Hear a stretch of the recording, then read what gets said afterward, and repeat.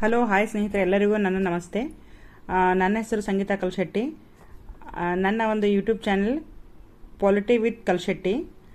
ಈ ಒಂದು ಚಾನೆಲ್ನಲ್ಲಿ ನಾನು ರಾಜ್ಯಶಾಸ್ತ್ರ ವಿಷಯಕ್ಕೆ ಸಂಬಂಧಪಟ್ಟಂಥ ಹಲವಾರು ವಿಷಯಗಳನ್ನು ನಾನು ನಿಮ್ಮ ಅಭ್ಯಾಸಕ್ಕೆ ಅನುಕೂಲವಾಗಿಲೆಂದು ತೊಗೊಂಡು ಬರ್ತಾ ಇದ್ದೀನಿ. ನನ್ನ ಯೂಟ್ಯೂಬ್ ಚಾನೆಲ್ ಯಾರೆಲ್ಲ ಇನ್ನೂ ಸಬ್ಸ್ಕ್ರೈಬ್ ಮಾಡಿಲ್ಲ ಅಂದರೆ ದಯಮಾಡಿ ಸಬ್ಸ್ಕ್ರೈಬ್ ಮಾಡಿ ಹಾಗೂ ಬೆಲ್ ಐಕಾನನ್ನು ಮುಟ್ಟಿ. ಇದರಿಂದ ನನ್ನ ಒಂದು ವಿಡಿಯೋಸ್ ನಿಮ್ಮ ಹತ್ರ ಬಂದು ಅದರ ಉಪಯೋಗವನ್ನು ಪಡೆದುಕೊಳ್ಳಲು ಅವಕಾಶ ಸಿಕ್ಕಂತೆ ಆಗುತ್ತೆ. ಈಗ ನಾನು UGC ನೆಟ್ 2026 ವಿಷಯಕ್ಕೆ ಸಂಬಂಧಪಟ್ಟಂತೆ ನೆಟ್ ಹಾಗೂ ಸೆಟ್ಗೆ ಯಾವ ಥರದ ಪೇಪರ್ ಪ್ಯಾಟರ್ನ್ ಇರುತ್ತೆ, ಅಲ್ಲಿ ಸಿಲೆಬಸ್ ಏನು ಅನ್ನೋಂಥ ವಿಷಯಗಳನ್ನು ನಾನು ಇಲ್ಲಿ ಫಸ್ಟ್ ವಿಡಿಯೋದಲ್ಲಿ ಕವರ್ ಮಾಡ್ತಾ ಇದ್ದೀನಿ. ಮೊದಲನೇದಾಗಿ ನೋಡಿ, 2 ಪೇಪರ್ ಇರುತ್ತೆ. ಈ 2 ಪೇಪರಲ್ಲಿ ಒಂದು ಜನರಲ್ ಸ್ಟಡೀಸ್ ಸಾಮಾನ್ಯ ಒಂದು ಅಧ್ಯಯನ ವಿಷಯಕ್ಕೆ ಸಂಬಂಧಪಟ್ಟಂತೆ ಇರುತ್ತೆ. ಅದು ಕೂಡ ನಮ್ಮ ಎಜುಕೇಷನ್ ಬ್ಯಾಕ್ಗ್ರೌಂಡ್ ಬೇಸ್ಡ್ ಮೇಲೆ ಇರುವಂಥದ್ದು. ಅದರಲ್ಲಿ ಸುಮಾರು ಚಾಪ್ಟರ್ಲಿ ಇರ್ಬೋದು, 10 ಚಾಪ್ಟರ್ಸ್ ಇದರಲ್ಲಿ ಕವರ್ ಮಾಡಿರ್ತಾರೆ. ಆ ಒಂದು ಚಾಪ್ಟರ್ಗಳನ್ನು ನಾವಿಲ್ಲಿ ನೋಡೋಣ. ಅದಾನಂತರ ಒಂದು 2ನೇ ಪೇಪರ್ನಲ್ಲಿ ಏನಿರುತ್ತೆ ಅಂದರೆ, ನಾವು ಯಾವ ವಿಷಯದ ಒಂದು ಮಾಸ್ಟರ್ ಡಿಗ್ರಿಯನ್ನು ಪಡ್ಕೊಂಡಿರ್ತೀವಿ ಅದರ ಮೇಲೆ ನಾವು ಎಕ್ಸಾಮ್ ಬರಬೇಕಾಗಿರುವಂಥದ್ದು. ಆ ಎಕ್ಸಾಮ್ನಲ್ಲಿ ಕೂಡ ಪತ್ರಿಕೆಗಳು ವಿಷಯಗಳು ತಮ್ಮದೇ ಆದಂಥ ಒಂದು ಮಹತ್ವವನ್ನು ಹೊಂದಿರುವಂತಹ ವಿಷಯಗಳನ್ನು, ಅದು 10 ಅಧ್ಯಾಯಗಳನ್ನು ಒಳಗೊಂಡಿರುವಂಥದ್ದು. ಈಗ ಮೊದಲಾಗಿ ನಾವು ನೋಡೋಣ ಪ್ಯಾಟರ್ನ್ ಹೇಗಿರುತ್ತೆ ಅಂತ. ಫಸ್ಟ್ ಪೇಪರಲ್ಲಿ ಇರುವಂತಹ 50 ಪ್ರಶ್ನೆಗಳಿಗೆ 100 ಅಂಕಗಳು ಇರ್ತವೆ. ನೆಕ್ಸ್ಟ್ ನಮ್ಮ ಮೇನ್ ಪೇಪರ್ ಕೋರ್ಸ್ ಪೇಪರಲ್ಲಿ ಏನಿರ್ತವೆ, 100 ಪ್ರಶ್ನೆಗಳಿಗೆ 200 ಅಂಕಗಳು, ಒಟ್ಟಿನಲ್ಲಿ 2 ಸೇರಿಸಿ 300 ಅಂಕದ ಪ್ರಶ್ನೆ ಪತ್ರಿಕೆ ನಮಗೆ ಬರೀಲಿಕ್ಕೆ ಇರುವಂಥದ್ದು. ಈಗ ನೆಕ್ಸ್ಟ್ ನಾವು ನೋಡೋಣ ಪೇಪರ್ 1ನಲ್ಲಿ ಯಾವೆಲ್ಲ ಸಿಲೆಬಸ್ ಕವರ್ ಆಗಿರುತ್ತೆ, ಯಾವೆಲ್ಲ ಒಂದು ಚಾಪ್ಟರ್ಗಳನ್ನು, ಯಾವೆಲ್ಲ ಒಂದು ವಿಷಯ ವಸ್ತುವಿನಲ್ಲಿ ಇಟ್ಟಿರ್ತಾರೆ ಪಠ್ಯಕ್ರಮದಲ್ಲಿ ಅಂತ ನೋಡೋಣ. 1ನೇದು ಬೋಧನಾ ಸಾಮರ್ಥ್ಯ, 2ನೇದು ಸಂಶೋಧನಾ ಸಾಮರ್ಥ್ಯ, ಮತ್ತೆ ಓದುವುದು ಮತ್ತು ಗ್ರಹಿಸುವುದು, ಸಂವಹನ, ತಾರ್ಕಿಕತೆ, ತಾರ್ಕಿಕ ವಿವೇಚನೆ, ದತ್ತಾಂಶ ನಿರೂಪಣೆ, ಮಾಹಿತಿ ಮತ್ತು ಸಂಪರ್ಕ ತಂತ್ರಜ್ಞಾನ, ಮಾನವ ಅಭಿವೃದ್ಧಿ ಮತ್ತು ಪರಿಸರ, ಮತ್ತು ಉನ್ನತ ಶಿಕ್ಷಣ ವ್ಯವಸ್ಥೆ. ಈ ಎಲ್ಲ ಒಂದು ಚಾಪ್ಟರ್ಗಳು ಇದರಲ್ಲಿ 1ನೇ ಪೇಪರ್ಲಿ ಕವರ್ ಆಗಿರುತ್ತೆ.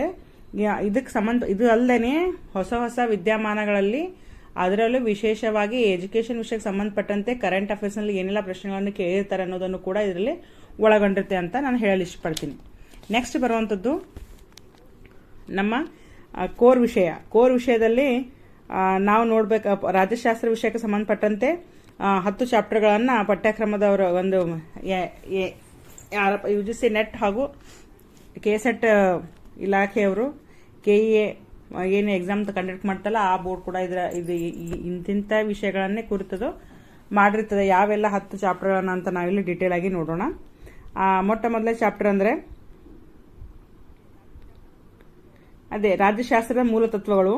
ಮತ್ತು ರಾಜ್ಯಶಾಸ್ತ್ರದಲ್ಲಿ ಏನೆಲ್ಲ ವಿಷಯಗಳನ್ನು ನಾವು ಓದ್ಕೋಬೇಕಾಗಿರುವಂಥದ್ದು ಅಂದರೆ, ಮೊದಲನೇದಾಗಿ ರಾಜಕೀಯ ತತ್ವಶಾಸ್ತ್ರ, ಅರ್ಥ ಮತ್ತು ಸ್ವಭಾವ, ಅದರ ಸ್ವರೂಪ, ಘನ ಉದ್ದೇಶಗಳು, ಮತ್ತು ಅದು ಇಂದಿನ ಒಂದು ವಿಷಯದಲ್ಲಿ ವ್ಯಾಪ್ತಿಯನ್ನು ಪಡೆದುಕೊಂಡಿರುತ್ತೆ ಹೇಗೆ ಅನ್ನುವಂಥದ್ದು. ಅದರಲ್ಲಿ ನಾವು ಸ್ವಾತಂತ್ರ್ಯ, ಸಮಾನತೆ, ನ್ಯಾಯ, ಮಾನವ ಹಕ್ಕುಗಳು, ಪ್ರಜಾಪ್ರಭುತ್ವ, ನಾಗರಿಕತೆ, ಸ್ತ್ರೀವಾದ, ಬಹುಸಂಸ್ಕೃತಿಕತೆ ಮುಂತಾದ ವಿಷಯಗಳನ್ನು ಅಧ್ಯಯನ ಮಾಡ್ತೀವಿ. ನೆಕ್ಸ್ಟ್ ಬರುತ್ತೆ ರಾಜಕೀಯ ಚಿಂತನೆಗಳನ್ನು ನಾವಿಲ್ಲಿ 2 ವಿಧದಲ್ಲಿ ಕೂಡ ನೋಡಬಹುದು. ಒಂದು ವಿದೇಶಿ ಚಿಂತಕರು ಮತ್ತು ಘಟಕ 3ರಲ್ಲಿ ಭಾರತೀಯ ಚಿಂತಕರು ಅನ್ನು ನಾವು ನೋಡಬಹುದು. ಆಮೇಲೆ ಭಾರತೀಯ ರಾಜಕೀಯ ವ್ಯವಸ್ಥೆಯನ್ನು ಕೂಡ ಅದರಲ್ಲಿ ನೋಡಬಹುದು. ಈಗ 2ನೇ ಘಟಕದಲ್ಲಿ ಬರುವಂಥದ್ದು ಪ್ಲೂಟೋ, ಮಹಾನ್ ರಾಜನೀತಿ ತಜ್ಞರು ಆದಂತಹ ಪ್ಲೂಟೋ, ಅರಿಸ್ಟಾಟಲ್, ಹಾಬ್ಸ್ ಇವೆಲ್ಲ ವಿದೇಶಿ ಬರಹಗಾರ ಮತ್ತು ವಿದೇಶಿ ರಾಜಕೀಯ ತತ್ವಗಳನ್ನು ನಿರೂಪಿಸಿದಂಥ ಚಿಂತಕರಾಗಿದ್ದಾರೆ. ಇವರನ್ನು ಕುರಿತು ಡಿಟೇಲ್ ಆಗಿ ಅವರು ಮಂಡಿಸಿದಂಥ ವಿಷಯಗಳನ್ನು ಕೂಡ ಇಲ್ಲಿ ಬಹು ವ್ಯಾಪಕವಾಗಿ ಅಧ್ಯಯನ ಮಾಡಬೇಕಾಗಿರುತ್ತೆ. ನೀವೆಲ್ಲ ಗಮನಿಸಿರಬಹುದು, ಮೊನ್ನೆ 2024ರಲ್ಲಿ ವಿಷಯಕ್ಕೆ ಡೀಪ್ ಆಗಿ ಪ್ರಶ್ನೆಗಳನ್ನು ಕೇಳಿರುವುದಿಲ್ಲ. ಆದರೂ ಕೂಡ ರಾಜ್ಯಶಾಸ್ತ್ರದ ವಿಷಯದ ವ್ಯಕ್ತಿಗಳು ಅಧ್ಯಯನದ ವಿಷಯ ವಸ್ತುವನ್ನ ಮೂಲ ತತ್ವಗಳಲ್ಲಿ ಪರಿಪೂರ್ಣವಾಗಿ ಅರ್ಥ ಮಾಡಿಕೊಂಡಿದ್ದಾಗ ಮಾತ್ರ ಅದನ್ನು ನಾವು ಸರಿಯಾಗಿ ಅದರ ಮೇಲೆ ಒಂದು ಕಮಾಂಡ್ ಸಾಧಿಸಬಹುದು. ಅದಕ್ಕೋಸ್ಕರ ಹಲವಾರು ಚಿಂತಕರ ರಾಜಕೀಯ ಚಿಂತನೆಗಳನ್ನು ನಾವು ಇಲ್ಲಿ ನೋಡುವಂಥದ್ದು. ಅದರಲ್ಲಿ JS Mill, Hegel, Karl Marx, John Rawls, Manu ಇವರೆಲ್ಲ ನೋಡೋದು. ಅದು ಅಲ್ಲದೆ ಮತ್ತೆ 3ನೇ ಚಾಪ್ಟರ್ ಬರುವಂಥದ್ದು ಭಾರತ ರಾಜಕೀಯ ವ್ಯವಸ್ಥೆ ಅಥವಾ ಭಾರತ ಸರ್ಕಾರ ಮತ್ತು ರಾಜಕೀಯದಲ್ಲಿ ಮತ್ತು ರಾಜಕೀಯ ಚಿಂತನೆಗಳನ್ನು ಕೂಡ ನಾವು ನೋಡ್ತೀವಿ. ರಾಜಕೀಯ ಚಿಂತಕರಲ್ಲಿ ಕೌಟಿಲ್ಯನ ಹಿಡ್ಕೊಂಡು ಮನು, ಕೌಟಿಲ್ಯ, ಗಾಂಧಿ, ಅಂಬೇಡ್ಕರ್, ನೆಹರು ಮತ್ತು ಜ್ಯೋತಿಬಾ ಫುಲೆ, ವಿವೇಕಾನಂದ ಅವರ ಕೆಲವೊಂದು ಅಂಶವನ್ನು ಕೂಡ ಇದರಲ್ಲಿ ನಾವು ಅಧ್ಯಯನ ಮಾಡ್ತೀವಿ. ಹೊಸ ಹೊಸ ಎಕ್ಸಾಮ್ ಪ್ಯಾಟರ್ನ್ ಸೇಮ್ ಇದ್ರೂ ಕೂಡ ಪ್ರಶ್ನೆಗಳನ್ನ ನಾವು ನೋಡ್ತಾ ಇದ್ರೆ ಯಾವೆಲ್ಲ ವಿಷಯಗಳನ್ನ ಅವ್ರು ಕವರ್ ಮಾಡಿದಾರೆ ಅನ್ನೋಂಥದ್ದನ್ನು ನಾವು ಇಲ್ಲಿ ನೋಡ್ಕೋಬಹುದು. ಅದು ಅಲ್ಲದೆ ಇದು ಒಂದು ರಾಜಕೀಯ ಒಂದು ಇದರಲ್ಲಿ ಯಾವ ಒಂದು ಆರ್ಟಿಕಲ್ಸ್ ಕೂಡ ಇದರಲ್ಲಿ ನಾವು ನೋಡ್ಕೋಬಹುದು. ಅಂದ್ರೆ ರಾಜಕೀಯ ಚಿಂತಕರ ಜೊತೆಗೇನೆ ಯಾವೆಲ್ಲ ಅವರ ವಿಷಯಗಳನ್ನ ಪ್ರತಿಪಾದನೆ ಮಾಡಿದಾರೋ ಅನ್ನುವಂಥ ವಿವರಣೆಯನ್ನು ಕೂಡ ಇಲ್ಲಿ ನೋಡಬಹುದು. ನೆಕ್ಸ್ಟ್ ತುಲನಾತ್ಮಕ ರಾಜಕೀಯ ವ್ಯವಸ್ಥೆ. ಈ ತುಲನಾತ್ಮಕ ರಾಜಕೀಯ ವ್ಯವಸ್ಥೆಯಲ್ಲಿ ಅದರ ಒಂದು ತುಲನಾತ್ಮಕ ರಾಜಕೀಯ ವ್ಯವಸ್ಥೆಯ ಅರ್ಥ, ಉದ್ದೇಶ, ಗುರಿ, ಅದರ ಒಂದು ಸ್ಪಷ್ಟೀಕರಣ ಮತ್ತು ಇಂದು ವಿಶ್ವವ್ಯಾಪ್ತಿಯಲ್ಲಿ ಅದರ ಒಂದು ಪ್ರಾಮುಖ್ಯತೆಯನ್ನು ಅಧ್ಯಯನ ಮಾಡುವುದರ ಒಂದು ಮುಖ್ಯ ಉದ್ದೇಶ. ಅದು ಅಲ್ಲದೆ ರಾಜಕೀಯ ಸಂಸ್ಕೃತಿ, ರಾಜಕೀಯ ಅಭಿವೃದ್ಧಿ, ರಾಜಕೀಯ ಆರ್ಥಿಕತೆ, ಜಾಗತೀಕರಣ ಮತ್ತು ಜಾಗತೀಕರಣದ ಪ್ರಭಾವ ರಾಜಕೀಯ ವ್ಯವಸ್ಥೆ ಮೇಲೆ ಹೇಗೆಲ್ಲ ಬಿದ್ದಿದೆ ಅನ್ನುವಂಥದ್ದು, ಅದು ಇಂಪ್ಯಾಕ್ಟ್ ಆರ್ಥಿಕ ವ್ಯವಸ್ಥೆ ಮೇಲೆ ಹೇಗಾಗಿದೆ ಅನ್ನುವಂಥದ್ದು ಕೂಡ ಈ ಒಂದು ವಿಷಯನ ನಾವಿಲ್ಲಿ ಕವರ್ ಮಾಡ್ಕೋತೀವಿ. ನಂತರ ಬರುವಂಥದ್ದು IRA ಅಥವಾ ಅಂತಾರಾಷ್ಟ್ರೀಯ ಸಂಬಂಧಗಳು. ಈ ಅಂತಾರಾಷ್ಟ್ರೀಯ ಸಂಬಂಧಗಳು ಇವತ್ತಿನ ದಿನದಲ್ಲಿ ಅತಿ ಮಹತ್ವವಾದ ಒಂದು ಚಾಪ್ಟರ್ ಆಗಿದೆ. ಇದರಲ್ಲಿ ಬಹಳಷ್ಟು ವಿಷಯಗಳನ್ನ ಮೊನ್ನೆ 2025 ನೆಟ್ ಜನವರಿ ತಿಂಗಳಲ್ಲಿ ಕೂಡ IR ವಿಷಯಕ್ಕೆ ಸಂಬಂಧಪಟ್ಟಂಗೆ ಲಾರ್ಜ್ ಪ್ರಶ್ನೆಗಳನ್ನ ಕೇಳಿದ್ದಾರೆ. ಒಂದು ಅಂತಾರಾಷ್ಟ್ರೀಯ ಸಂಬಂಧಗಳು ಮತ್ತು ಇನ್ನೊಂದು ತುಲನಾತ್ಮಕ ರಾಜಕೀಯ ವ್ಯವಸ್ಥೆಯಲ್ಲಿ ವಿವಿಧ ಒಂದು ರಾಜಕೀಯ ವ್ಯವಸ್ಥೆ ಮತ್ತು ಅಲ್ಲಿಯ ರಾಜಕೀಯ ತತ್ವಗಳ ಮೂಲ ಆಧಾರದ ಕುರಿತು ಮತ್ತು ಅಲ್ಲಿ ಸಂಸತ್ತಿನ ಕುರಿತು, ಅಲ್ಲಿ ಆಡಳಿತ ಪದ್ಧತಿ ಕುರಿತು ಹಲವಾರು ಪ್ರಶ್ನೆಗಳನ್ನು ಕೇಳೋದನ್ನು ಕೂಡ ನಾವಿಲ್ಲಿ ನೋಡಬಹುದು. ನಂತರ ಬರುವಂತ ಭಾರತ ವಿದೇಶಾಂಗ ನೀತಿ. ಭಾರತ ವಿದೇಶಾಂಗ ನೀತಿಯು ಪ್ರಾಚೀನ ಹಂತದಿಂದ ಹಿಡಿದು ಇಲ್ಲಿ ಆಧುನಿಕ ವ್ಯವಸ್ಥೆಯಲ್ಲಿ 2020-21ನೇ ಶತಮಾನದ ಮುಂದಿನ ಹಂತದವರೆಗೂ ಯಾವೆಲ್ಲ ಒಂದು ರಾಜಕೀಯ ನೀತಿಗಳು ಮತ್ತು ಅಂತಾರಾಷ್ಟ್ರೀಯ ವಿದೇಶಾಂಗ ನೀತಿಗಳನ್ನು ನಾವು ನಮ್ಮ ಸರ್ಕಾರ ಭಾರತ ದೇಶ ಹಮ್ಮಿಕೊಂಡಿದೆ ಅನ್ನುವಂಥದ್ದನ್ನು ವಿವರಾತ್ಮಕವಾಗಿ ನೋಡುವಂಥದ್ದು. ಭಾರತ ವಿದೇಶಾಂಗ ನೀತಿಯ ತತ್ವಗಳು: ಭಾರತ ಅಮೆರಿಕ ಸಂಬಂಧ, ಭಾರತ ಚೀನಾ ಸಂಬಂಧ, ಭಾರತ ರಷ್ಯಾ ಸಂಬಂಧ ಮತ್ತು ಭಾರತ ಮತ್ತು UN, ಅದು ಅಲ್ಲದೆ ಭಾರತೀಯ ಮತ್ತು ಪ್ರಾದೇಶಿಕ ಸಂಘ ಸಂಸ್ಥೆಗಳನ್ನು ಕೂಡ ಸ್ವಲ್ಪ ಮಟ್ಟಿಗೆ ಇದರಲ್ಲಿ ಅಧ್ಯಯನವನ್ನ ಮಾಡ್ತೀವಿ. ನಂತರ ರಾಜಕೀಯ ಸಂಸ್ಥೆಗಳು. ರಾಜಕೀಯ ಸಂಸ್ಥೆಯಲ್ಲಿ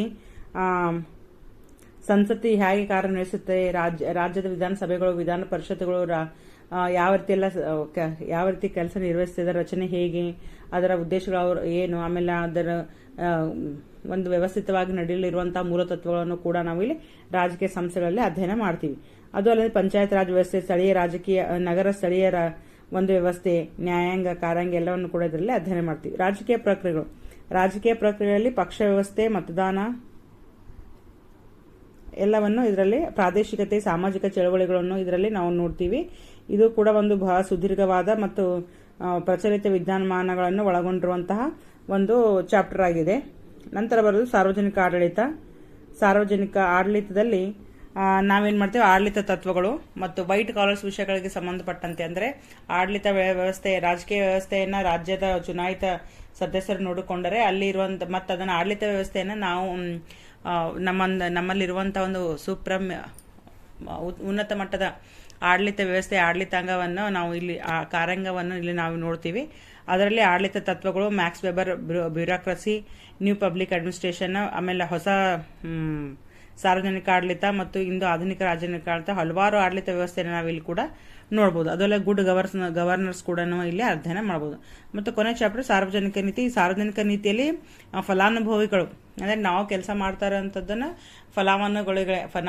ಫಲವನ್ನ ಅಥವಾ ಫಲಾನುಭವಿಗಳಿಗೆ ನೇರವಾಗಿ ಯಾವೆಲ್ಲ ಸೌಲಭ್ಯಗಳನ್ನು ನಾವು ಕಲ್ಪಿಸ್ತಾ ಇದ್ದೀವಿ, ಅದರ ಒಂದು ರಾಜಕೀಯ ವ್ಯವಸ್ಥೆಯಲ್ಲಿ ನಮ್ಮ ಪ್ರಜೆಗಳು ಎಷ್ಟು ಸಂತೋಷದಿಂದಿದ್ದಾರೆ, ಅದಕ್ಕೋಸ್ಕರ ನಾವು ಏನೆಲ್ಲ ಕೆಲಸಗಳನ್ನ ಮಾಡ್ತಿದ್ದೀವಿ ಅನ್ನುವಂಥ ಯೋಜನೆಗಳನ್ನು ಕುರಿತು ಸುದೀರ್ಘವಾಗಿ ಇದರಲ್ಲಿ ಚರ್ಚೆ ಮಾಡ್ತೀವಿ. ಇದರಲ್ಲಿ ಹೆಚ್ಚಾಗಿ ಪ್ಲಾನ್ಸ್ ಏನದಾವು ಅಂದ್ರೆ ಕೇಂದ್ರ ಸರ್ಕಾರದ ಒಂದು ಪ್ಲಾನ್ಸ್ ಇರ್ಬೋದು, ಅಥವಾ ರಾಜ್ಯ ಸರ್ಕಾರದ ಪ್ಲಾನ್ಸ್ ಇರ್ಬೋದು, ಅಥವಾ ನಗರ ಸ್ಥಳೀಯ ಸರ್ಕಾರ, ಯಾವುದೇ ಒಂದು ಒಟ್ಟು ಸರ್ವ ಪ್ರಜೆಗಳ ಸರ್ವಾಂಗೀಣ ಅಭಿವೃದ್ಧಿ ಕುರಿತು ಹಲವಾರು ಯೋಜನೆಗಳನ್ನ ಇದರಲ್ಲಿ ನಾವು ಡೀಪ್ ಆಗಿ ಅಧ್ಯಯನ ಮಾಡ್ತೀವಿ. ಕರೆಂಟ್ ಅಫೇರ್ಸ್ ಕೂಡ ಇದರಲ್ಲಿ ಬಹಳ ಮಹತ್ವದ್ದು ಅನ್ನುವಂಥದ್ದನ್ನ ಮಾತನ್ನ ನಾನು ಇಲ್ಲಿ ಚರ್ಚೆ ಮಾಡ್ತೀನಿ. ಇದು ಈ ಒಂದು ವಿಡಿಯೋದಲ್ಲಿ ನಾನು ಕೇವಲ ಪೇಪರ್ 1 ಮತ್ತು ಪೇಪರ್ 2 ನಲ್ಲಿ ಬರುವಂತಹ ನಮ್ಮ ಒಂದು ಪಠ್ಯಕ್ರಮದಲ್ಲಿ ಬರುವಂತಹ ವಿಷಯಗಳನ್ನು ಅಷ್ಟೇ ಚರ್ಚೆ ಮಾಡಿದ್ದೇನೆ. ಮುಂದಿನ ವಿಡಿಯೋದಲ್ಲಿ ನಾನು ಒಂದೊಂದೇ ಚಾಪ್ಟರ್ ಆಗಿ, ಒಂದೊಂದೇ ವಿಷಯವಾಗಿ ವಿಸ್ತೃತವಾದ ಮಾಹಿತಿಯನ್ನು ನಾನು ನಿಮ್ಮ ಮುಂದೆ ಇಡಲು ಇಷ್ಟಪಡ್ತೀನಿ.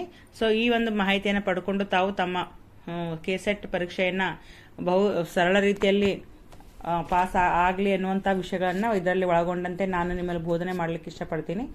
ಎಲ್ಲರಿಗೂ ತುಂಬ ತುಂಬ ಧನ್ಯವಾದಗಳು ಕೇಳಿದ್ದಕ್ಕೆ. ಸ್ನೇಹಿತರೆ, ನಾನು ನಿಮಗೆ ಒಂದು 2 ಪ್ರಶ್ನೆಗಳನ್ನು ಕೇಳೋದ್ರ ಮುಖಾಂತರ ಈ ಒಂದು ಇವತ್ತಿನ ಒಂದು ವಿಡಿಯೋಗೆ ಒಂದು ವಿರಾಮ ಹಾಕ್ತೀನಿ. ಮತ್ತು ಈ ಚಿಕ್ಕ ಪ್ರಶ್ನೆಗಳಾಗಿದ್ದರೂ ಕೂಡ ಈ ಒಂದು ಪ್ರಶ್ನೆಗಳನ್ನು ನಿಮಗೆ ಚಿಂತನೆ ಮಾಡಲಿಕ್ಕೆ ಹಚ್ಚೋದ್ರ ಜೊತೆಗೆ ಒಂದು ರಿಕಾಲ್ ಮಾಡಿದಾಗೆ ಆಗುತ್ತೆ ಅನ್ನೋಂಥ ಒಂದು ಉದ್ದೇಶದಿಂದ ಈ ಒಂದು 2 ಪ್ರಶ್ನೆಗಳು. ರಾಜ್ಯಶಾಸ್ತ್ರದ ಪಿತಾಮಹ ಯಾರು ಅಂತ ನೀವು ಹೇಳಬೇಕಾಗಿರೋದು. ಮತ್ತು ಇನ್ನೊಂದು 2ನೇ ಪ್ರಶ್ನೆ ಎಂದರೆ ರಾಜಕೀಯ ನಿರ್ವಹಣೆ ಪಿತಾಮಹ ಯಾರು ಅಂತ ನೀವು ಹೇಳಬೇಕು ಹಾಗೂ ಅಥವಾ ಇದರಲ್ಲಿ ಕಮೆಂಟ್ ಮಾಡಿ ಕೂಡ ತಿಳಿಸ್ಬೋದು. ತುಂಬ ಧನ್ಯವಾದಗಳು.